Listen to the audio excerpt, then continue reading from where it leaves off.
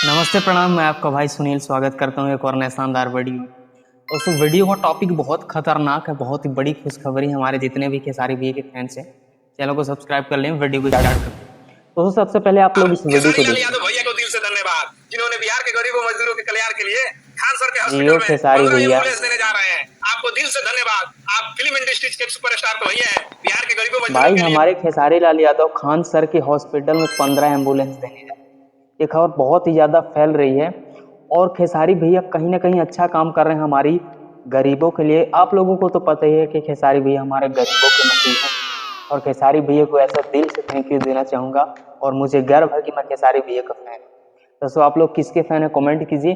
बाकी खेसारी भैया का दिल बहुत बड़ा है भाई। जब मैंने खबर को सुनी तो मेरे को एकदम बहुत अच्छा लगा। खेसारी भैया के लिए एक कमेंट जरूर करके जाना।